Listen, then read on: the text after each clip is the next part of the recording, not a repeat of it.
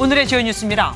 헌법재판소가 윤석열 대통령 탄핵 심판 선고일을 아직 공지하지 않아 다음 주 선고가 유력해졌습니다. 헌재의 결정이 늦어지면서 탄핵 찬반 갈등이 커지고 있습니다. 경찰이 대전의 한 초등학교에서 김하늘 양을 흉기로 살해한 교사 명재완의 신상 정보를 공개하고 명 씨를 검찰로 송치했습니다. 정부가 상속세를 물려주는 총 재산으로 계산하지 않고 각 상속인들이 물려받는 재산에 과세하기로 했습니다. 15억 원짜리 아파트를 자녀 3명이 물려받을 경우 과세가 없어집니다. 트럼프 미국 대통령이 예고한 철강, 알루미늄 25% 관세가 오늘부터 발효됐습니다.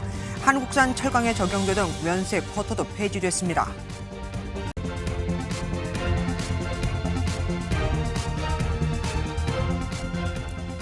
윤석열 대통령의 탄핵 심판 선고는 언제 나올까요? 11차례 진행된 윤 대통령의 탄핵 심판 변론이 끝난 지 벌써 15일째. 두 차례 전직 대통령 탄핵 심판의 경우 최종 변론부터 선고까지 2주를 넘기지 않았으니 평의는 이미 최장 기간을 넘긴 상태입니다. 이번 주 금요일에 선고가 나오려면 보통 오늘까지는 통보가 나와야 하는데 아직 무소식이죠. 혹시 만장일치 결론을 내기 위해 늦어지는 건 아닐까요? 오늘은 헌법재판소 연결해서 윤 대통령 선고 전망에 관한 내용부터 들어보도록 하겠습니다. 최희지 기자 나가 있습니다. 최 기자, 윤 대통령 탄핵 심판 선고일 공지가 아직 안 된 거잖아요. 그래도 이번 주에 선고가 나올 수 있는 겁니까?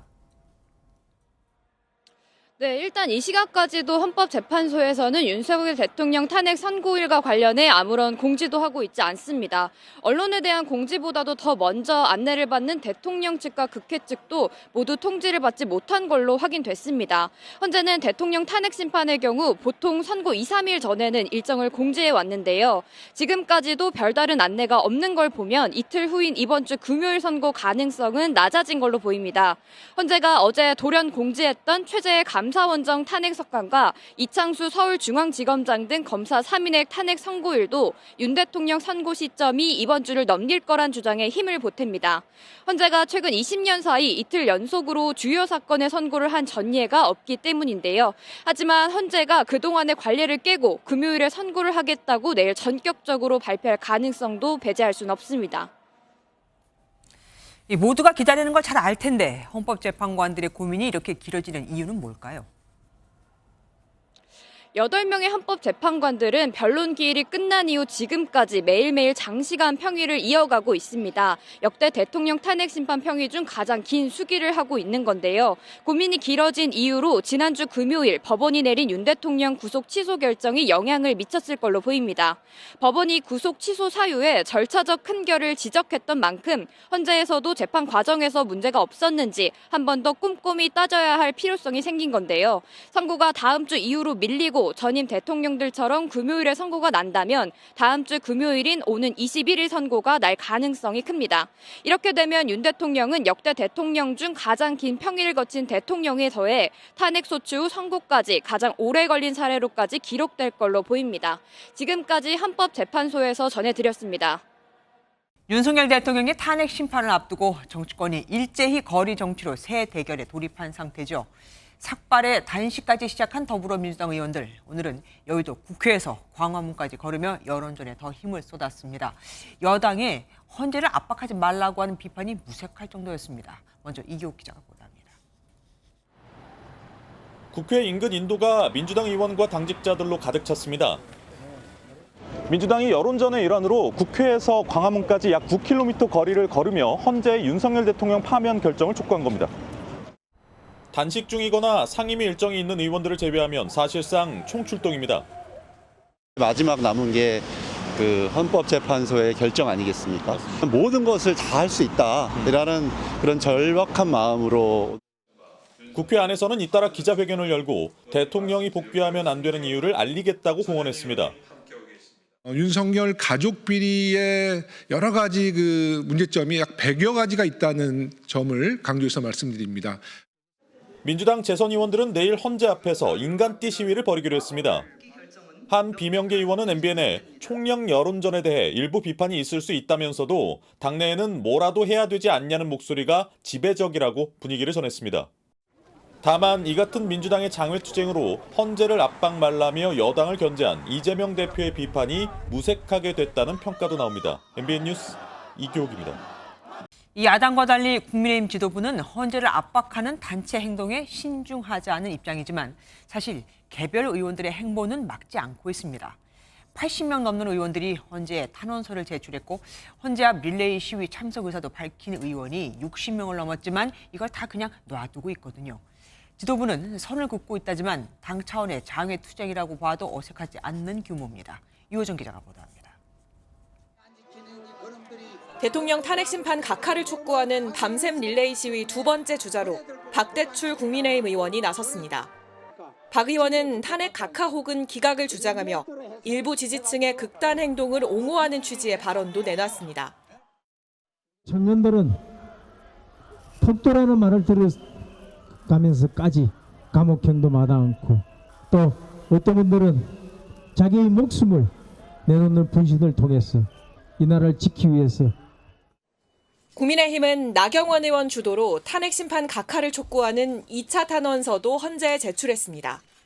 탄원서에는 소속 의원 82명이 이름을 올렸지만 권영세 위원장과 권성동 원내대표 등 지도부 주요 인사들은 서명하지 않았습니다. 지도부는 헌재 압박 대신 청년과 안보 정책을 챙기며 민주당의 장외 투쟁을 비판했습니다. 이재명 세력의 권력 획득을 위해서 장외 정치 투쟁에 집중한다는 것은 그거는 국민에 대한 전 배신이다. 국회에 와서 국회 본연의 역할을 할 수 있도록 매서운 비판과 해초리를 들어야 한다. 지도부는 탄핵 선고 전후로 혼란 수습과 안정에 집중해야 한다는 방침이지만 개별 의원들의 장외 투쟁은 사실상 허용하면서 민생과 투쟁, 투트랙 전략을 택했다는 분석입니다. MBN 뉴스 유호정입니다. 윤석열 대통령 석방 이후 탄핵 심판 선고를 둘러싼 여야의 대치가 거리로까지 나와 격화하고 있죠. 국민 통합을 위해서라도 선고 결과에 대한 승복 메시지를 내놔야 한다는 목소리가 높지만 윤 대통령은 석방 이후 침묵을 이어가고 있습니다. 국회 측도 여야 정치 원로들이 제안한 승복 결의안 채택을 외면하고 있고요. 서로가 승복에는 고개를 젓고 있는 겁니다. 전정인 기자가 보도합니다. 윤석열 대통령은 석방 닷새째인 오늘도 외부 일정 없이 한남동 관저에 머물렀습니다. 별도의 메시지도 내지 않고 헌법재판소의 탄핵 심판 선고 결과가 나올 때까지 차분하고 담담하게 기다린다는 기조를 이어가고 있습니다. 석방 이후 여야의 새 대결이 가열되면서 윤 대통령이 헌재 결과에 승복하겠다는 메시지를 내놔야 한다는 목소리도 커지고 있지만 묵묵부답입니다. 우리 승복하고 국민 통합하고 헌재에 설정 결정이 나오더라도 승복하겠다. 이런 게 저는 굉장히 아쉬운데 그게 안 보여서. 다만 윤 대통령 측 관계자는 헌재 결과가 나올 때까지 차분히 기다릴 것이라면서 결과 승복은 당연한 것 아니냐고 반문했습니다. 국회를 향해서도 여야 정치 원로들이 헌재 결정에 승복한다는 내용의 결의안을 채택해달라는 요구가 있었지만 아직까지 별다른 움직임은 없습니다. 헌재에서 결정안이 어떤 결정이든 승복하실 계획이신가요? 윤 대통령에 대한 탄핵 심판 선고가 임박한 가운데 선고 이후 후폭풍에 대한 우려도 커지고 있습니다. MBN 뉴스 전정인입니다. 우원식 국회의장도 대통령 탄핵 심판에서 헌법재판소가 어떤 결정을 내리든 결정에 승복해야 한다는 입장입니다. 또 헌법 수호 차원에서 마은혁 헌법재판관 후보자를 임명하지 않는 최상목 대통령 권한대행을 공개적으로 압박하기도 했는데 만약 임명하지 않으면 탄핵을 추진할 가능성도 시사했습니다. 김도영 기자가 보도합니다. 긴급 기자회견을 연 우원식 국회의장이 모든 국가기관과 공직자들에게 헌법 수호 의지를 다짐할 것을 촉구했습니다. 특히 윤석열 대통령 탄핵 심판과 관련해서도 승복이 필요하다고 강조했습니다. 헌재가 대통령 탄핵 심판에 어떤 결정을 내리든지 대한민국은 그 상태에서 다음 단계로 나아가야 합니다. 같은 맥락에서 최상목 대통령 권한대행은 헌재 결정을 따르지 않고 있다고 꼬집었습니다. 헌재가 마은혁 후보자 임명 지연이 위헌이라고 판단한 지 2주가 지났지만 아직도 임명되지 않고 있다며 헌법 질서를 부정하는 것이라고 주장했습니다. 이어 언제 임명할 건지 아니면 위헌 상황을 지속하는 이유가 뭔지 답변하라며 공개적으로 압박했습니다. 국민의힘은 곧장 반박에 나섰습니다.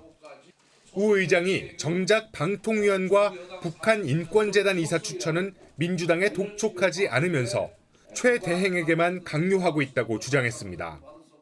5명의 방통위원 중에 3명을 국회가 임명하도록 되어 있는데 그 3명도 지금 국회가 임명하지 않고 있습니다. 이거는 헌법 법률 위반 아니겠습니까? 그러면서 헌재 판결문 어디에도 임명을 강제하는 내용은 없다고 재차 강조했습니다. MBN 뉴스 김도형입니다. 윤석열 대통령 탄핵 심판을 두고 찬성과 반대 시위가 격화하는 이 와중에 설마 이런 것까지 걱정을 해야 하는 걸까요? 민주당이 이재명 대표에 대한 구체적인 암살 계획 제보를 받았다고 밝혔습니다. 장가희 기자가 보도합니다. 민주당이 경찰에 이재명 대표 신변 보호를 요청했습니다. 특수부대를 전역한 오비 요원들이 러시아제 권총을 밀수해 이 대표를 암살할 계획이라는 제보를 당내 의원들이 받았다는 겁니다. 많은 분들이 이재명 대표에 대해서 신변 보호를 사실 그 전에도 요청하고 있었었는데 아주 구체적인 제보들이 많이 들어오고 있어가지고요. 또한 온라인 커뮤니티에 지속적인 이 대표 테러 암시 글이 올라오며 신변 보호의 필요성이 더욱 중요해졌다는 겁니다. 이 대표는 실제 지난해 1월 부산 가덕도 신공항 예정지를 방문하던 중 흉기 피습을 당했습니다. 총선 이후 자체 경호팀을 꾸린 이 대표는 자신의 피습 가능성과 관련해 국민을 믿겠다고 언급했습니다. 몰지각한 사람이 일부 있겠지만 대체적으로는 우리 국민들의 수준을 믿습니다. 경찰도 즉각 대응 방침을 밝혔습니다. 이호영 경찰청장 직무대행은 국회 법사위에서 관련 제보에 대해 철저히 수사하겠다고 언급했습니다. 민주당 정치테러대책위원회도 이 대표에게 방탄복 착용을 건의하고 대책위 차원에서 자체 조사를 진행하겠다고 했습니다.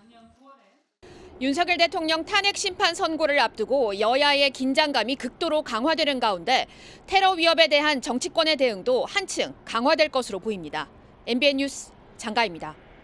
경찰은 윤석열 대통령 탄핵 심판 선고일에 헌재에서 100m 이내를 집회 금지 구역으로 만들어 통행을 완전히 차단하겠다고 밝혔었죠. 그런데 MBN 취재 결과 대통령 관저와 국회, 일부 언론사 주변도 통제를 하는 방안을 검토 중인 것으로 확인됐습니다. 경찰 차벽을 넘어뜨리려는 시도에 대해서도 대비하고 있고요. 장덕진 기자가 보도합니다. 윤석열 대통령에 대한 탄핵 심판 선고가 임박했다는 관측이 나오면서 경찰의 경비 태세도 강화되는 모양새입니다. 우선 헌재로부터 100m 이내를 집회 금지 구역으로 지정해 차벽으로 진공 상태로 만들겠다고 밝힌 바 있습니다.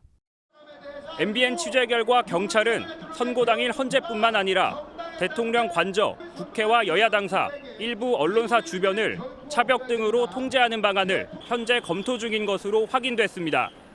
헌재 결정에 불복한 이들이 서울 서부지법 사태처럼 침입해 난동을 부릴 가능성이 높다고 판단한 것입니다.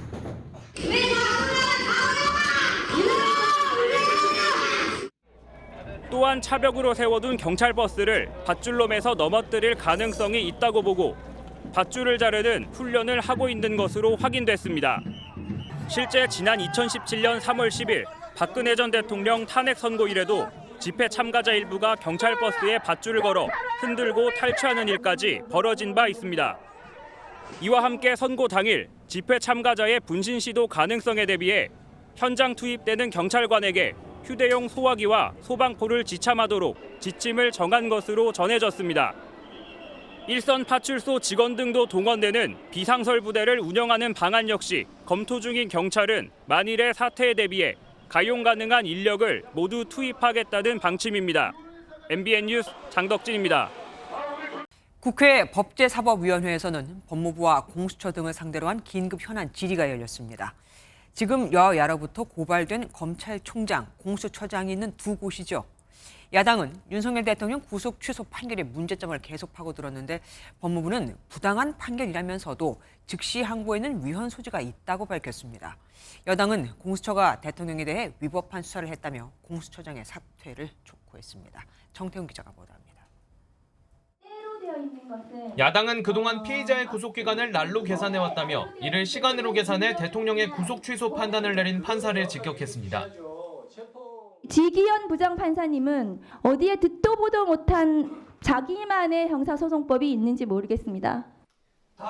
또 상급심 판단을 받아볼 필요가 있음에도 즉시 항고를 하지 않은 검찰을 향한 비판도 잊지 않았습니다. 결국 검찰과 법원이 합작해서 풀어준 거 사실이잖아요. 맞죠? 지적이 잇따르자 법무부는 법원의 판결이 부당하다면서도 위헌 요소 때문에 즉시 항고를 하지 못했다고 설명했습니다. 저는 기본적으로 이 법원의 결정에 대해서는 부당하다고 생각해서 시정할 필요가 있다는 점. 반면 여당은 공수처의 대통령 체포를 비롯한 수사의 위법성을 파고들었습니다. 불법 체포, 영장기각 은폐, 공수처가 그동안 해온 일들을 보십시오. 공수처장께서 사퇴하는 것이 맞다고 보는데요. 지금 그럴 생각 전혀 없습니까? 저희들의 그 업무 집행에 적법 절차 위반한 점이 전혀 없습니다. 야당은 법사위의 모습을 드러내지 않은 심우정 검찰총장을 다음 주 현안 질의 증인으로 채택하며 심 총장 출석을 향한 압박 수위를 높였습니다. MBN 뉴스 정태용입니다. 국회 법사위에는 천대엽 법원 행정처장도 자리에 윤석열 대통령 구속 취소권에 대해 입장을 밝혔습니다. 아직 즉시 항고 기간이 남아있다면서 검찰이 지금이라도 즉시 항고를 해서 구속기간 계산법에 대해 상급심의 판단을 받아볼 필요가 있다고 했죠. 이런 말까지 들었는데 검찰 즉시 항고를 할까요? 이혁재 기자가 취재했습니다. 천대엽 법원 행정처장이 국회 법제사법위원회에서 윤석열 대통령의 구속 취소를 결정한 법원 판단을 존중하면서도 구속기간의 계산법이 아직 확립되지 않았다는 입장을 밝혔습니다. 그러면서 검찰이 즉시 항고를 통해 상급심 판단을 받아볼 필요가 있다고 말했습니다. 취소결정 재판부의 입장처럼 즉시 항고를 통해서 상급심의 판단을 받는 것이 좀 필요하다는 생각은 가지고는 있습니다. 앞서 법원의 구속 취소 결정문에 절차의 명확성을 기하고 수사 과정의 적법성에 관한 의문의 여지를 해소하는 것이 바람직하다고 언급돼 있는데 천 처장은 이를 즉시 항고의 필요성을 법원이 이미 언급했던 걸로 풀이한 걸로 보입니다. 천 처장은 아직 즉시 항고할 수 있는 기간이 남았다고도 강조했습니다. 지금 즉시 항고 기간 7일로 제가 알고 있습니다. 천 처장은 이미 구속 취소 결정으로 윤 대통령이 석방된 상태이지만 즉시 항고를 하는데 법적 문제는 없다는 설명도 덧붙였습니다. 하지만 심우정 검찰총장까지 직접 나서서 석방 지휘의 이유를 설명했던 검찰이 기존 입장을 뒤집고 즉시 항고를 할지는 미지수입니다. 법조계에서는 일단 윤 대통령 석방으로 위헌 가능성은 어느 정도 해소된 만큼 검찰이 지금이라도 항고를 통해 상급심 판단을 받아봐야 한다는 지적이 나오고 있습니다. MBN 뉴스 이혁재입니다. 윤석열 대통령 탄핵 심판 선고가 예상보다 늦어지는 가운데 이달 말 이재명 민주당 대표의 공직선거법 위반 2심 선고 일자는 점점 더 다가오고 있습니다. 누구의 선고가 먼저 나오느냐가 중요한데 말이죠. 이를 의식한 걸까요? 이 대표가 어제 한 번 더 위헌 법률 심판 재청을 신청했습니다. 만약 법원이 받아들이면 형사 재판이 중단되는 만큼 선고가 내려지기까지 이 대표는 시간을 벌 수 있게 됩니다. 이시열 기자가 보도합니다. 이재명 더불어민주당 대표가 공직선거법 위반 사건 항소심 선고를 2주 앞두고 재판부에 위헌 법률 심판 재청을 추가로 신청했습니다. 지난달 4일에 이어 두 번째 신청입니다. 지난번에는 허위사실 공표죄를 담고 있는 공직선거법 조항에 대해 신청했었는데 이 대표 측은 이 조항이 정치적 표현의 자유를 침해한다고 주장했습니다. 또 처벌 대상이 불명확해 위헌 요소가 있다고도 말했습니다. 하지만 이번에는 어떤 법 조항에 대해 신청했는지는 알려지지 않았습니다. 위헌 법률 심판 재청이란 법원이 재판 중인 사건에 적용될 법률이 위헌인지 아닌지 헌법재판소에 심판을 요청하는 제도입니다. 만약 법원이 이 대표 측의 신청을 받아들이면 재판은 헌재의 결론이 나올 때까지 정지되기 때문에 여권에서는 의도적 시간 벌기라고 지적합니다. 위헌 법률 심판 신청한 거 기각되면 헌법소원까지 낼 계획이신가요? 재판은 전혀 지연됨 없이 신속하게 끝날 것입니다. 선고기일이 임박한 만큼 재판부는 선고날에 두 건의 위헌 법률 심판 재청에 대한 결론을 함께 낼 가능성도 있습니다. MBN 뉴스 이시열입니다. 대통령이 구속 취소되면서 여야 잠룡들의 입장은 좀 많이 달라졌습니다. 먼저 민주당부터 볼까요? 비명계 잠룡들과 이재명 대표가 한자리에 모였습니다. 이 대표를 향해 쓴소리를 냈던 대선 주자들도 윤석열 대통령 파면이 우선이라면서 원팀의 힘을 모은 건데 헌재 탄핵 심판이 나오기 전까지 비명계 주자들의 대선 행보는 당분간 멈출 것으로 보입니다. 표선우 기자가 보도합니다. 이재명 민주당 대표와 비명계 대권 잠룡들이 국난 극복을 내걸고 손을 맞잡았습니다. 이 대표 1급 체제에 대한 우려를 쏟아냈던 비명계 인사들은 한 목소리로 윤석열 대통령 파면 촉구를 주장했습니다. 헌재를 보호하고 최대한 빠른 시일 내에 탄핵을 이끌어낼 수 있도록 함께 힘을 모았으면 좋겠습니다. 국론 분열의 책임자인 윤석열 대통령이 탄핵돼야 된다. 거기에 대해서 저희들은 한 번도 의심을 해본 적이 없습니다. 이 대표 역시 헌법재판소가 역사적 소임에 어긋나는 결정을 하지 않을 것이라며 탄핵 인용을 촉구했습니다. 취미활동 삼아서 아무 때나 계엄령 선포하고 군대를 동원해도 된다고 용인하는 것인데 그게 가당키는 한 일이겠습니까? 당이 하나가 되는 날, 이재명 대표를 중심으로 가야 한다 등 당 통합에 대한 공감대도 형성됐습니다.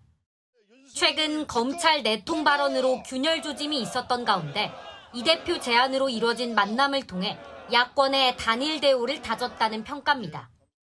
지역 일정으로 간담회에 참석하지 못한 김동연 경기지사도 야권의 완전 국민 경선, 오픈 프라이머리 요구를 일축하며 지금은 탄핵이 급선무라고 강조했습니다. MBN 뉴스 표선우입니다. 윤 대통령 석방으로 사실상 조기 대선을 준비하고 있던 여권 잠룡들의 대권 행보도 주춤하는 모양새입니다. 한동훈 전 국민의힘 대표는 공식 일정을 중단했고 홍준표 대구시장은 언론 인터뷰도 뒤로 미뤄놨죠. 윤 대통령과의 관계 설정을 두고도 고심에 빠진 분위기입니다. 조희로 기자가 보도합니다. 윤 대통령의 석방에 여권 잠룡들은 일제히 환영 메시지를 냈지만 속내는 더 복잡해졌습니다. 탄핵 심판 일정이 불확실한 상황에서 무게중심이 윤 대통령 쪽으로 기울면서 잠룡들의 활동폭이 좁아진 겁니다. 대부분의 공개 일정을 탄핵 심판 선고 이후로 미룬 가운데 저마다 대통령과의 관계 설정에도 나섰습니다. 오세훈 서울시장은 윤 대통령의 관저 정치 논란을 옹호하며 지지층을 끌어안았습니다. 필요하면 사람을 만날 수 있는 것이죠. 민주당에서 그런 만남조차도 경원시하는 그런 논평을 낸 걸 봤는데 저는 그건 너무 무리한 주장이라고 생각합니다. 한동훈 전 대표도 지난 10일 북콘서트를 마지막으로 공식 일정을 잠시 멈췄고 홍준표 대구시장은 예정된 언론 인터뷰를 연기하며 속도 조절에 나섰습니다. 이런 가운데 관저로 복귀한 윤 대통령이 여권 잠룡 중 누구와 먼저 만날지도 관심입니다. 여권 관계자는 대통령 지지율이 높은 상황에서 석방까지 되면서 윤 대통령이 누구에게 힘을 실어줄지가 관건이라고 언급했습니다. 다만 윤 대통령이 중도 확장에 걸림돌이 될 수 있다는 지적도 나오는 만큼 윤 대통령과의 관계 설정을 어떻게 할지는 잠룡들이 풀어야 할 숙제로 남았습니다. MBN 뉴스 조희로입니다. 윤석열 대통령 석방으로 경랑에 빠진 정치권 상황, 강영호 기자 더 자세히 짚어보겠습니다. 어서 오십시오. 강 기자, 윤 대통령 석방 이후에 제일 달라진 게 대권 잠룡들의 행보입니다. 특히 이 여권 잠룡들이 눈에 띄게 조용해졌습니다. 네, 여권에서 조기 대선을 공식화한 바는 없지만 이 잠룡들의 행보는 그간 물밑에서 분주하게 진행이 됐는데요. 윤 대통령 석방으로 분위기가 180도 달라졌습니다. 이 여권 지지층 사이에선 탄핵 기각에 대한 기대감이 높아진 데다 윤 대통령이 차기 대선 주자의 영향을 미칠 수 있는 만큼 섣불리 움직였다 거센 역풍을 맞을 수 있기 때문입니다. 예, 민주당은 상황에 정반대가 됐습니다. 지난주만 해도 이재명 대표하고 비명계 주자들 간 신경전이 상당했었는데 지금 함께하고 있어요. 네, 지난주 민주당과 출입 기자들 사이의 최대 화두는 이재명 대표 이른바 내통 발언이었습니다. 그렇죠. 네, 자신의 체포동의안 표결 당시에 비명계 의원들이 검찰과 내통했다는 취지의 발언을 두고 반발이 터져 나온 건데 윤 대통령 석방이 모든 이슈를 잠식해버렸습니다. 야권은 탄핵 인용이 안 될 수 있다는 위기감 속에 파면을 촉구하는 목소리로 일치 단결하는 모습인데요. 오늘 이 대표와 비명계 주자들과의 자리에선 훈훈한 장면도 연출됐습니다. 제가 오늘 4.1차 단식 중이라 우리 선배님들께서 또 배려를 해주신 것 같습니다. 힘이 더 빠지기 전에 빨리 먼저 발언을 하라고. 특히 우리 김경수 지사님 건강관리 잘하십시오. 그리고 우리 김 지사님 건강 많이 해치기 전에 이 상황이 정리돼야 될 텐데. 그러니까 여야 잠룡들이 다 이렇게 조용해지면서 사실상 이재명 대표만 거의 유일하게 지금 대권 행보를 보이고 있지 않습니까? 오늘도 굉장히 바빴다고요. 네, 야권에서 독주 체제를 이어가고 있는 이재명 대표만큼은 대권 행보를 늦추지 않고 있습니다. 네, 이 대표 윤 대통령 파면을 촉구하는 동시에 조기 대선을 염두에 둔 민생 행보를 이어가는 모습입니다. 오늘도 실용주의를 강조하며 외연 확장에 주력했습니다.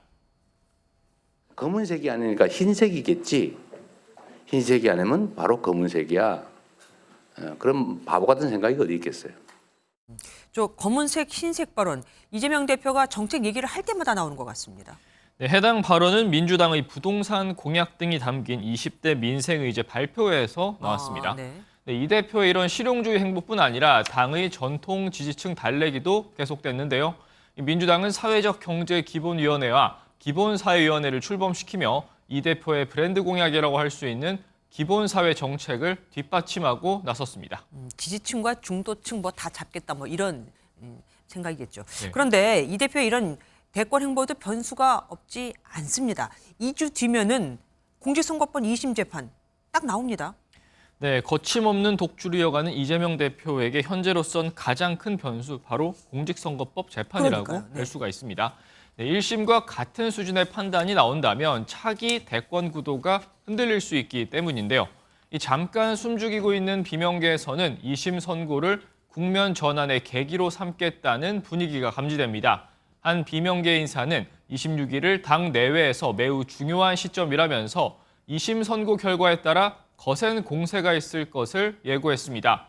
다만 한 친명계 중진의 의원은 MBN에 대법원 판결이 남아있는 문제이고 과도한 고발과 형량이라고 보고 있기 때문에 대세에 영향은 없을 것이라고 전망했습니다. 네, 지금까지 정치부 강영호 기자와 함께했습니다. 고맙습니다. 다음 소식입니다. 대전 초등학교 김하늘 양 살해 사건의 범인 40대 여교사의 이름과 얼굴 등 신상 정보가 공개됐습니다. 48살 명재완입니다. 사이코패스 진단 검사 결과도 나왔습니다. 김영현 기자가 보도합니다. 모자를 쓴 여성이 경찰차에 올라탑니다. 48살 명재완입니다. 대전의 한 초등학교에서 8살 김하늘 양을 흉기로 찔러 숨지게 한 혐의를 받는 여교사의 신상이 공개됐습니다. 사건 발생 한 달여 만입니다. 피해자한테 하실 말씀 없으신가요? 경찰은 명재완의 범행이 가정 불화와 직장 생활, 자기 불만으로 쌓인 분노나 스트레스가 표출된 것으로 보고 있습니다. 처음에는 스스로 목숨을 끊는 방법을 찾았지만 범행 일주일 전부터 타인에게 위해를 가하는 쪽으로 방식이 바뀌었다는 겁니다. 이는 명재완이 인터넷에서 흉기와 살인 관련 기사를 검색한 기록에서도 나타났습니다. 반사회적 인격장애 사이코패스 검사에서 해당하지 않는다는 1차 소견 결과가 나왔습니다. 경찰 조사 과정에서 명재완은 피해자와 유가족들에게 사과와 반성의 의미가 담긴 내용을 진술한 것으로 알려졌습니다.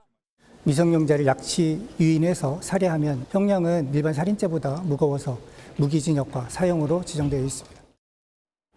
명 씨의 신상 정보는 다음 달 11일까지 대전경찰청 홈페이지에 공개됩니다. MBN 뉴스 김영현입니다.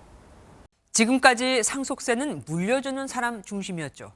정부가 상속세 체계를 상속인 중심으로 전면 개편합니다. 상속세법 도입 이후 75년 만인데 기존 유산세가 유산 취득세로 바뀌는 겁니다. 물려주는 총 재산에 대해서 세금을 물리는 게 아니라 각 상속인들이 물려받는 재산에 받은 만큼씩만 과세를 하겠다 이거죠. 세금이 어떻게 얼마나 달라지는지 먼저 고정수 기자의 설명 들으시고 뉴스 추적에서 더 자세히 살펴드리겠습니다.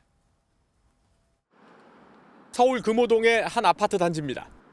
국민평형이라 불리는 전용 면적 84제곱미터가 주변 일부 단지와 함께 최근 18억 원대에 거래됐습니다. 현행 상속세법은 배우자와 두 자녀가 이 아파트를 시가로 물려받았을 경우 1억 원에 달하는 세금을 매기고 있습니다.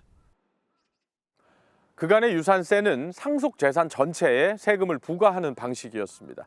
이제는 정부가 재산 분할이 끝난 뒤 개입하려 합니다. 각 가족별로 물려받은 만큼만 세금을 내라는 겁니다.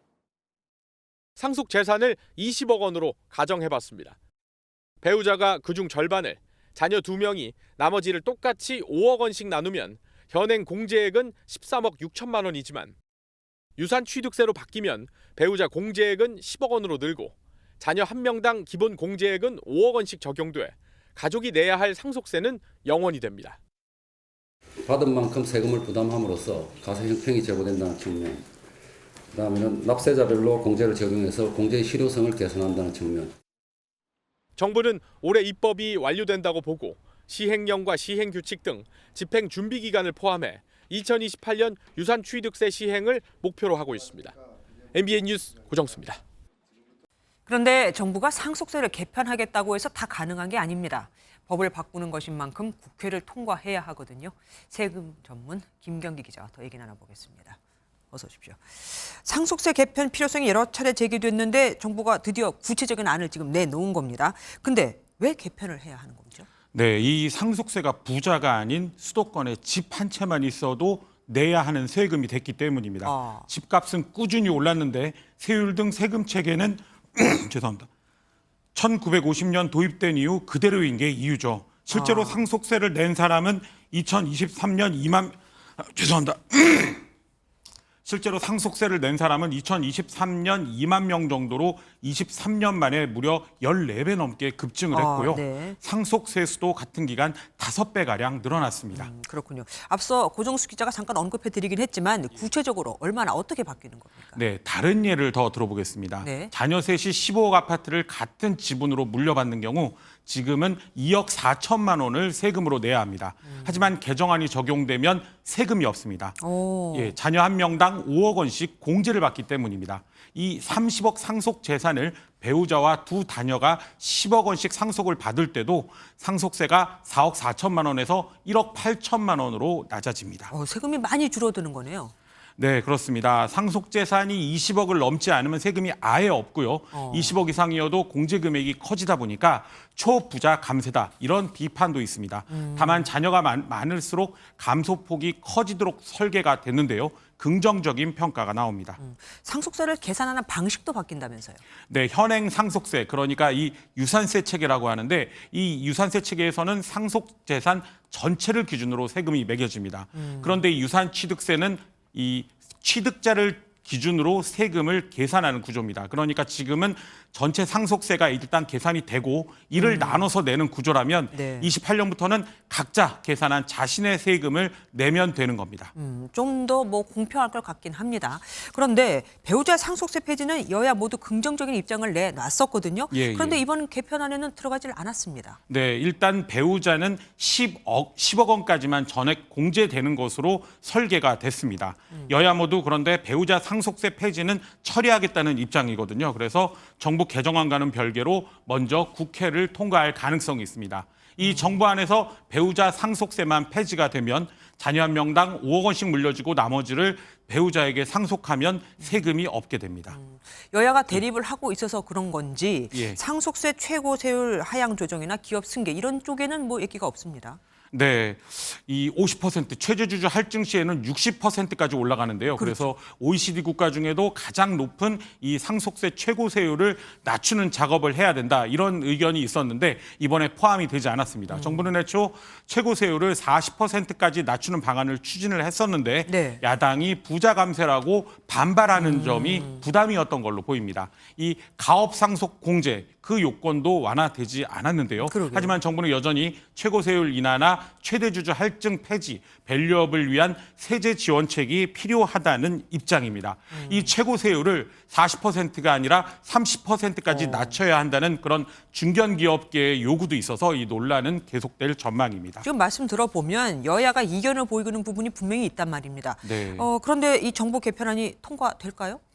네, 일단 세법을 개정해야 하는 사항입니다. 그래서 국회 통과가 필수인데요. 그러니까요. 그런데 이 정부안이 아까 살짝 말씀도 드리긴 했는데 약간 사실상의 상속세 감소다 이런 부분으로 읽힐 수도 있어서 야당이 과연 어디까지 받아줄지는 좀 지켜봐야 할 것 같습니다. 그러니까 민주당에 달린 문제네요. 지금까지 김경기 기자와 함께했습니다. 고맙습니다. 트럼프 미국 대통령이 무섭게 관세를 올리는 지금 이때가 기회라고 본 걸까요? 우리나라는 지난 2008년부터 미국에선 30개월 미만 소고기만 수입하고 있는데 미국 축산업계가 트럼프 행정부에 이 규제를 해제해달라고 요청했습니다. 이미 한국은 수년째 미국산 쇠고기의 최대 수입국이지만 더 늘리려는 겁니다. 이미 2008년 광우병 사태를 크게 겪은 터라 제2의 광우병 사태가 오면 어쩌나 우려도 나옵니다. 이승훈 기자입니다. 서울 용산구의 한 대형마트입니다. 미국산 소고기를 흔하게 볼 수 있는데 전부 30개월 미만의 소에서만 생산된 것들입니다. 이 기준은 인간 전염 우려까지 나온 광우병이 30개월 이상의 노령소에서 증상이 나타나는 것을 토대로 2008년 정해졌습니다. 당시 미국은 한미 FTA 체결 조건으로 원령 제한 없는 수입을 요구했지만 우리 정부는 국민의 강한 반발 속에 30개월 미만으로 제한을 두고 협상을 타결지었습니다. 그런데 최근 미국 축산업계에서 트럼프 행정부의 이러한 수입 제한 조치를 없애달라고 요구한 것으로 알려졌습니다. 미 전국 소고기 협회가 제출한 의견서에서는 중국, 일본, 대만은 30개월 제한을 해제했다며 원령 제한 철폐를 위해 한국과 협의해야 한다는 내용이 담겼습니다. 우리 정부는 미국의 공식적 요청이 없던 만큼 구체적인 논의를 하지 않고 있다고 신중한 입장을 보였습니다. 하지만 국내 축산업계는 즉각 반발했습니다. 쇠고기 관세가 이제 40%에서 완전히 없어지는 게 내년인데 굉장히 소비가 위축되지 않을까. 미 정부는 다음 달 1일까지 트럼프 대통령에게 관련 내용을 최종 보고할 예정으로 관세 공세와 함께 우리 측에 요구할 가능성이 큽니다. 이럴 경우 광우병 파동 때와 같이 큰 사회적 혼란이 일어나지 않을까 우려하는 목소리도 나옵니다. MBN 뉴스 이승훈입니다. 트럼프 미국 대통령이 예고한 대로 오늘부터 미국이 수입 철강과 알루미늄에 25% 관세를 부과하기 시작했습니다. 우리나라도 트럼프발 관세 전쟁의 영향을 직접 받게 된 거죠. 그런데 무조건 위기로만 볼 건 아니라고 합니다. 권영봉 기자가 설명해 드리겠습니다. 25%. 미국이 수입 철강과 알루미늄에 오늘 오후 1시 1분부터 부과한 관세입니다. 253개 파생 상품이 대상인데요. 볼트 등 166개 상품은 즉시 적용됐고 자동차 부품 등 87개 상품은 추가 공고까지 적용이 유예됐습니다. 약 1,500억 달러, 우리 돈 218조 원 상당이 영향을 받을 전망입니다. 그동안 우리나라를 포함한 각국과 합의에 따라 적용해온 예외와 관세 면제까지도 없애버려 지난 2018년부터 철강에 적용받던 연간 263만 톤 면세 쿼터도 폐기됐습니다. 그렇다면 이번 관세는 기회일까요? 위기일까요? 지난해 대미 철강 주요 수출국을 보면 캐나다, 멕시코, 브라질 다음으로 우리나라였는데요. 모든 나라가 똑같이 관세 적용을 받아 우리나라만 무작정 불리한 건 아닙니다. 오히려 수출 물량 상한이 사라져 미국 시장에 더 적극적으로 진출할 기회가 될 거란 기대감이 있습니다. 상공정이랑 하공정의 시각 차이도 있다 보니 업체별 상황에 맞게 대미 수출이 이뤄질 걸로 전망을 하고 있습니다. 또 다른 한편에선 관세 영향으로 미국산 제품의 가격 경쟁력이 올라가 한국산 제품 수요를 흡수할 가능성도 제기됩니다. 트럼프 2기 행정부가 모든 무역 상대국에 관세를 적용한 이른바 관세 전쟁의 막이 오르면서 전 세계가 긴장하고 있습니다. MBN 뉴스 권용범입니다. 안 그래도 중국산 저가 제품 공세에 힘든데 미국은 관세까지 부과하면서 업계는 초비상에 걸렸습니다. 포스코는 이미 1선제 공장을 폐쇄했고 현대제철은 2공장 가동을 사실상 중단했죠. 수출로 먹고 사는 지역 경제도 타격이 불가피해졌습니다. 신용수 기자가 현장 취재했습니다. 국내 철강업계 1위 포스코 포항제철소입니다. 지난해 7월 1제강 공장에 이어 11월엔 1선제 공장을 폐쇄했습니다. 2위 현대제철도 희망퇴직이 진행 중입니다. 중국산 저가 철강 제품 공세에 가격 경쟁력이 떨어진 탓인데 미국발 관세 폭탄까지 현실화하면서 엎친 데 덮친 셈입니다. 중국 저가제라던가 시황이 안 좋았던 점이 어느 정도의 영향이 있을지는 좀 상황을 지켜봐야 된다. 중소기업은 상황이 더 안 좋습니다. 미국 관세 부과가 원자재뿐 아니라 너트와 볼트 등 파생 상품까지 적용되면서 전방위로 영향을 받는 데다 규모가 작다 보니 대응도 여의치 않기 때문입니다. 이 알루미늄 회사도 미국 수출을 코앞에 두고 관세 문제에 발목이 잡혔는데 당장 이 물량을 소화할 다른 수출 시장을 뚫기도 쉽지 않습니다. 미국 쪽에 좀 계약을 좀 하려고 그랬었는데 갑자기 이 문제가 발생되는 바람에 그쪽에서 스톱을 시킨 거죠. 제조 공장들이 밀집돼 있는 지역 경제도 근심이 커지고 있습니다. 관세 부과가 대미 수출 비중이 큰 제품이어서 지역 경제의 버팀목이 흔들릴 수 있습니다. 정부는 관세 협상을 위해 통상교섭 책임자를 미국에 파견하고 수출 바우처 등 기업들의 금융 지원에도 총력을 기울인다는 방침입니다. 국내 산업과 지역 경제를 덮친 미국발 관세 쓰나미, 정부가 방파제 역할을 해줄 수 있을지 관심이 쏠립니다. MBN 뉴스 신경수입니다. 며칠간 수도권을 괴롭힌 초미세먼지는 이제 차츰 옅어질 것으로 보입니다. 그런데 아직 안심할 수는 없습니다. 중국에서 날아오는 황사 때문입니다. 밤부터 우리나라에 영향을 미칠 거라고 하네요. 강세영 기자가 취재했습니다. 거대한 모래 폭풍이 도시를 향해 다가옵니다. 황사가 건물을 하나둘 집어삼키고 모래로 뒤덮인 건물은 시야에서 완전히 사라집니다. 내몽골과 고비 사막에서 발생한 황사가 중국 곳곳을 덮쳤습니다. 황사는 중국을 거쳐 한반도로 오고 있는데 오늘 오후 기상청 항공기가 상공에서 촬영한 영상에는 뿌연띠가 보입니다. 서울과 인천 등 수도권에서 나흘째 초미세먼지가 나쁨 수준을 보였습니다. 초미세먼지가 오히려 더 건강에 안 좋다고 해서 마스크 착용을 요 근래 들어 계속 하고 있습니다. 외출을 하고 집에 돌아가면 피부가 약간 이제 좀 따갑다는 느낌이 나서 내일부턴 초미세먼지는 옅어지겠지만 대신 황사가 기승을 부리겠습니다. 황사는 서해안 지역을 시작으로 차츰 동쪽으로 이동하며 서울을 비롯한 내륙 지역의 공기의 질을 악화시키겠습니다. 황사 영향으로 전국 미세먼지 농도가 나쁨 수준을 보이고 인천과 충청권은 매우 나쁨까지 치솟을 전망입니다. 12일 중국 북동부에서 추가로 발원한 황사는 북서풍을 타고 이동하여 13일 목요일 우리나라 대부분 지역에 영향을 줄 가능성이 있겠습니다. 황사가 심할 땐 외출을 삼가고 꼭 나가야 한다면 창문을 닫은 뒤 KF80 이상 마스크를 쓰고 나서야 합니다. MBN 뉴스 강세현입니다. 일론 머스크는 트럼프 정부의 최고 실세로 부상했지만 새 정부 출범 이후 기업가로서는 고전을 면치 못하고 있습니다. 테슬라 불매 운동에다 주가는 떨어졌고 머스크가 소유한 SNS는 해킹까지 당했죠. 그러자 트럼프 대통령이 아예 백악관에서 테슬라 차량을 구매하며 머스크 기 살리기에 나섰습니다. 테슬라 차량 세일즈맨을 자처하면서요. 김태희 기자가 보도합니다. 백악관 남쪽 잔디밭에 사이버 트럭 등 테슬라 차량 5대가 나란히 줄지어 마치 쇼룸처럼 꾸며졌습니다. 트럼프 미국 대통령은 연신 감탄을 내뱉으며 빨간 테슬라 신차 모델 S 차량에 탑승합니다. This is a different panel than I've had. Everything's computer. That's beautiful. Wow. 급기야는 테슬라 모델명과 가격이 적힌 종이를 들고 자동차 세일즈맨을 자처합니다. 우리 돈 약 1억여 원, 8만 달러의 테슬라 차량 구매를 결정한 트럼프 대통령은 머스크에 대한 무한한 신뢰를 드러냈습니다. Some say they should be labeled domestic terrorists. I will do that. I'll do it. I'm going to stop them. 정부 효율부의 연방 공무원 대량 해고와 머스크의 극우 행보에 반발해 테슬라를 공격하는 사람들을 테러리스트로 처벌하겠다고 압박한 겁니다. 앞서 워싱턴주 시애틀에서 사이버 트럭 4대가 불탔고 머스크가 소유한 소셜미디어 X도 대규모 공격을 받았습니다. 테슬라 주가는 하루 만에 15% 폭락했다 트럼프 지원으로 4% 반등했습니다.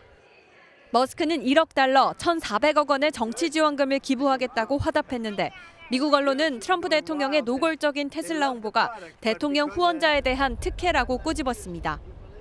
MBN 뉴스 김태희입니다. 유튜버와 틱토커가 힘을 얻고 있는 요즘 이들을 통해 혐오 발언도 쉽게 만들고 키울 수 있게 되면서 세계적으로 극단적인 정치 갈등도 더 심해지고 있습니다. 유럽에서는 인기를 얻기 위해 이 유튜버와 틱토커를 이용해 분노를 조장하는 이 모호한 주장을 한 극우 정당들의 약진도 눈에 띕니다. 김문영 기자가 보도합니다. 트럼프 미국 대통령과 젤렌스키 우크라이나 대통령의 정상회담에서 한 기자가 트럼프와 눈인사를 주고받습니다. 그리고 갑자기 젤렌스키의 복장을 문제 삼는 질문을 던집니다. And you refuse to wear a suit. Just want to see people. Do you own a suit? Yeah, problems. A lot of Americans have problems with you not respecting the. 이 남성은 친트럼프 성향 온라인 동영상 스트리밍 매체 출신으로 트럼프 2기 백악관이 유튜버 등 인플루언서에게 출입을 허가하는 과정에서 새롭게 백악관 출입 허가를 받았습니다. 이러한 뉴미디어 매체는 영국의 극우 성향 정당, 영국개혁당이 지난달 처음으로 정당 지지율 1위를 기록한 데도 1등 공신 역할을 했습니다. 유색 인종을 겨냥한 폭력 시위가 번진 가운데 특히 젊은 남성이 애국심 대 세계화 같은 대결 구도를 내세운 이들에게 호응하고 있습니다. I think a lot of young men in particular are feeling very disenfranchised by political correctness and there are 87 genders and all of this nonsense. They want a nice family, they want nice kids and they want a good job. 지난 총선에서 득표율 20%를 기록한 독일 극우 정당은 부정적인 감정을 자극하고 도발하면 우선 노출되는 뉴미디어의 특성을 적극 활용했습니다. Weil das Interesse der Nutzerinnen und Nutzer weckt und damit die Nutzer länger auf der Plattform verweilen, was wiederum den Populisten zugutekommt, weil sie 전 세계적인 저성장 기조 속에 혐오 메시지가 쉽게 퍼날라지면서 이를 제어할 알고리즘 규제가 필요하다는 지적이 나옵니다. MBN 뉴스 김문영입니다. 미국과 우크라이나가 30일간의 휴전과 우크라이나에 대한 군사 지원 재개에 합의했습니다. 그런데 여기 빠진 국가가 있죠. 러시아입니다. 휴전이 성사되려면 전쟁을 일으킨 러시아의 동의가 필수니까요. 그동안 우크라이나를 압박한 트럼프, 이젠 압박 대상이 러시아로 바뀌었습니다. 이상혁 기자가 보도합니다. 미국과 우크라이나 대표단이 9시간에 걸친 회담 끝에 30일간의 잠정 휴전안을 추진하기로 합의했습니다. To a ceasefire and into immediate negotiations to end this conflict in a way that's enduring and sustainable and accounts for their interests, their security, their ability to prosper as a nation. 공동 성명에는 미국이 우크라이나에 군사 정보를 다시 공유하고 무기를 지원해 준다는 내용이 담겼습니다. 또 우크라이나 자원 개발을 위한 포괄적 협정을 조만간 맺고 우크라이나의 장기적 안보를 위한 평화 협정에 바로 착수한다는 문구도 명시됐습니다. 우크라이나로서는 군사 지원이 복구되고 휴전안을 미국이 받아들인 성과는 있지만 미국의 확실한 안보 보장은 끝내 받아내지 못하면서 여전히 불안한 상황입니다. 일단 종전 협상을 마무리 짓는 것이 중요한 상황이기 때문에 우크라이나의 장기적 안보를 위해서 노력한다. 이건 누가 봐도 사실 굉장히 무책임한 얘기거든요. 트럼프 대통령은 러시아도 동의해주기 바란다며 며칠 내로 푸틴 러시아 대통령과 소통해 휴전을 성사시키겠다고 밝혔습니다. But I think the ceasefire is very important. If we can get Russia to do it, that'll be great. If we can't, we just keep going on and people are going to get killed. Lots of people. 러시아는 앞서 임시 휴전은 시간 벌기라는 입장을 밝힌 만큼 러시아가 이에 호응할지는 낙관하기 어렵다는 분석도 나오고 있습니다. MBN 뉴스 이상혜입니다. 정부가 의대생 복귀를 전제로 내년 의대 모집 인원을 3,058명으로 그러니까 원점으로 돌리기로 했지만 의대생들은 복학할 기미를 보이지 않고 있죠. 의대 학장들이 나섰습니다. 시한을 정해놓고 복귀하지 않으면 재적이나 유급이 될 수 있다고 경고하는 겁니다. 하지만 의대생들을 움직일 수 있는 전공의들은 이번에도 협박이라고 일축했습니다. 안병수 기자입니다. 연세대 의대가 먼저 나서 오는 21일을 복귀 시한으로 못 박은 가운데 의과대학들이 잇따라 복학 마지노선을 제시하고 있습니다. 고려대 의대는 21일, 서울대 의대는 27일, 차이과학대 의학전문대학원은 31일을 불이익을 피할 최종 시한으로 정했습니다. 불이익은 재적 또는 유급입니다. 학칙에 따라 등록한 뒤 휴학을 하면 유급 조치, 아예 등록을 하지 않으면 재적 처리한다는 방침입니다. 이미 한 차례 유급했던 의대생은 이번에 유급 조치를 받을 경우 재적 처리됩니다. 교육부는 지난해와 달리 올해는 학사 유연화 조치 없이 원칙대로 처리한다는 방침입니다. 또 수업을 받으려는 학생을 방해할 경우 학습권 침해 행위로 수사 의뢰하기로 했습니다. 이에 대한 의대생과 전공의의 반응은 냉랭합니다. 박단 전공의협의회 비대위원장은 SNS에 학장의 강약 약강, 잘못을 저지른 윤석열 대통령에게는 찍소리도 못하고 학생들에게는 제적시키겠다고 협박하고 있다고 지적했습니다. 2026학년도 입시 의대 증원 영명 협의에도 의정 갈등 해법은 진전이 없는 상황입니다. 지금 학생들이 안 들어오는 상황이 1년이 넘었기 때문에 이게 계속 지속된다면 의료 교육의 붕괴까지도 걱정할 그런 지금 위기에 있습니다. 학생들 돌아오는 부분에서 좀 초점을 맞추고 등록을 하고 수업을 듣는다 해도 파행은 여전합니다. 전남대와 조선대 의대 신입생들은 교양 과목만 한두 과목 듣는 식으로 집단 수업 거부를 하고 있습니다. MBN 뉴스 안병수입니다. 홈플러스가 회생 절차에 들어갔지만 그 직전까지 투자자들은 원금을 전액 날릴 수 있는 유동화 전단체를 사들였죠.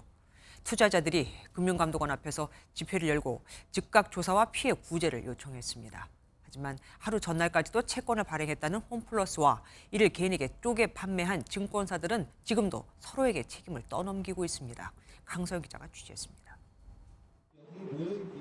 홈플러스 유동화 전단체 투자자들이 4천억 원에 달하는 개인 피해액에 대해 우선 변제를 요구하고 시위를 벌였습니다. 판단하라! 판단하라! 판단하라! 투자자들은 특히 증권사가 위험성에 대한 구체적인 설명이 없었다고 말합니다. 불안전 판매라는 건데 2억 원을 투자한 70대 여성에 따른 증권사 직원이 채권의 상황이 좋다며 상품을 적극 권유한 문자도 보여줬습니다. 어머니가 이해하지 못할 용어로 이어진 장문의 문자 메시지는 주식은 미국이, 채권은 한국이 투자하기 좋은 환경으로 보여집니다라고 맺고 있었습니다.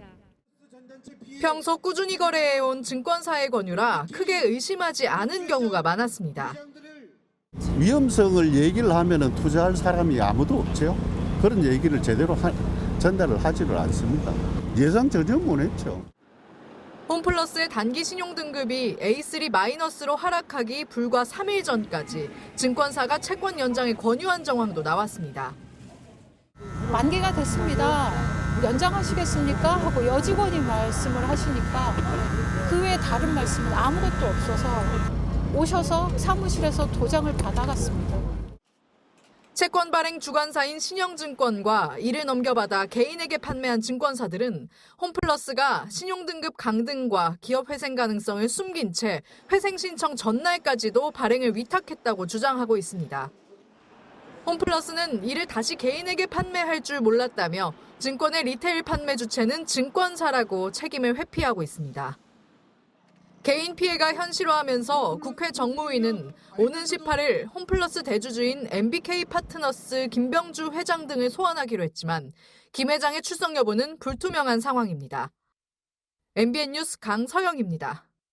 지난해 7월 환경부가 발표한 기후 대응댐 후보지 14곳 중 지역민들의 반대가 심한 곳을 빼고 9곳이 확정됐습니다. 확정된 9곳의 댐이 들어서면 저수 용량 1억 톤을 확보할 수 있게 되지만 당초 목표치 2억 6천만 톤에 비하면 너무 많이 모자라는 겁니다. 김은수 기자가 보도합니다. 해마다 물난리가 반복된 경기도 연천군에서 기후 대응댐은 수건 사업이었습니다. 주민들의 성원에 힘입어 연천군은 지난해 신규 댐 잠정 후보지 14곳에 포함됐습니다. 환경부는 오늘 연천군을 포함한 기후 대응댐 후보지 9곳을 확정했습니다. 경제라든가 연천군에 대한 이미지라든가 이런 것들이 조금 바뀌어지지 않을까 이런 생각들을 하면서 우리는 환영을 하죠. 국가수자원관리위원회를 통해 확정된 후보지는 경기의 1곳, 강원의 1곳, 경북의 3곳, 경남의 2곳, 울산의 1곳, 전남의 1곳 등입니다. 확정된 후보지엔 전략 환경 영향평가 등 절차를 거쳐서 이르면 2035년에 신규 댐이 들어설 예정입니다. 기후대응댐의 경우 지역 공감대가 형성된 곳은 후보지로 반영하였고 이들은 기본 구상 등 후속 절차를 진행해 나갈 계획입니다. 후보지 9곳의 댐이 만들어지면 저수 용량 1억 톤을 확보해 연간 4천만 톤의 수자원을 공급할 수 있을 것으로 보입니다.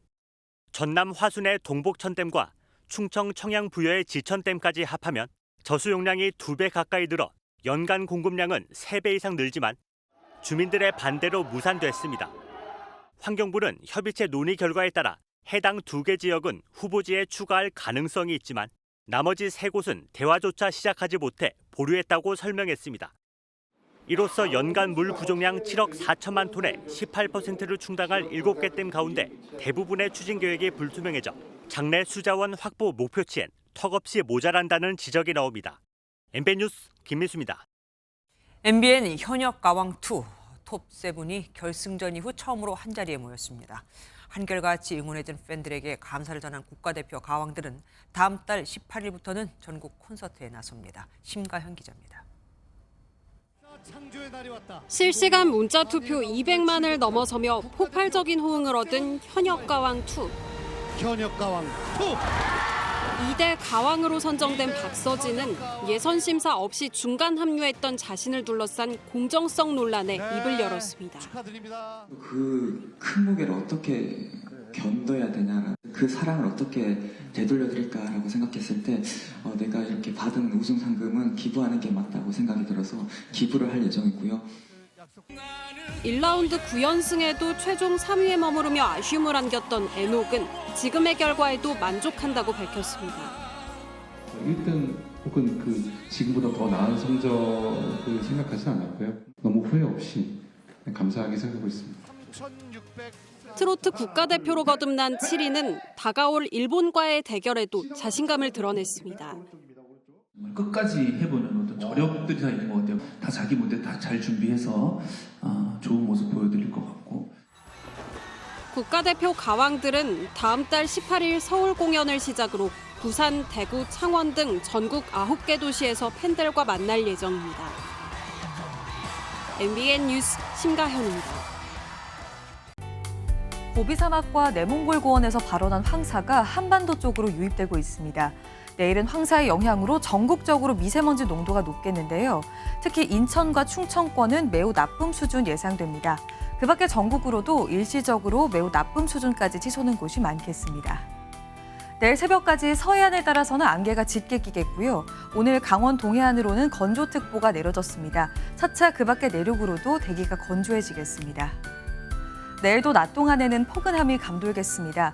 광양과 김해가 18도 안팎까지 올라서 남부 내륙을 중심으로는 더욱 따뜻하겠는데요. 다만 아침 저녁으로는 쌀쌀해서 일교차가 크게 벌어지겠습니다. 중부지방 아침 기온은 서울이 3도, 춘천은 영하 1도로 출발하겠습니다. 남부지방 아침 기온도 전주가 4도, 창원과 부산은 7도가 예상됩니다. 오는 일요일에는 전국에 비가 내리겠고요. 이후로는 기온이 급격히 떨어질 전망입니다. 날씨였습니다.